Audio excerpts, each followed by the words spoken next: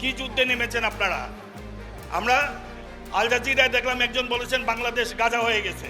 গাজা বিশেষজ্ঞ আপনি ইসরায়েলিদের মতো নির্বিচারে গুলি করলেন কেন? এই 15-16 বছর 17 বছরের বাচ্চাদের বুকে গুলি করলেন কেন? এদেরকে হত্যা করলেন কেন? শত শত বাচ্চাকে হত্যা করে আজকে আপনারা মায়া কান্না কাঁদছেন। আমি তো এখন বলতেই চাচ্ছি 15 বছর ধরে 50 বছর ধরে সুখ করছেন সেইটা প্রহসন, সেই রাজনীতি।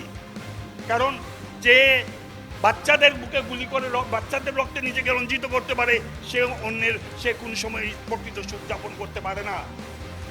এই যে এত বাচ্চাকে গুলি করলেন, এত মায়ের বুক খালি করলেন, নিহত বাচ্চার বুকে গুলি করলেন, আপনি কি করে আবার সুখ যাপন করেন?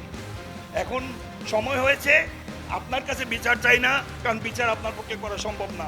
পুলিশের কাঁধে ভর করে আপনি ওই পুলিশের গুলির বিচার করতে পারবেন না।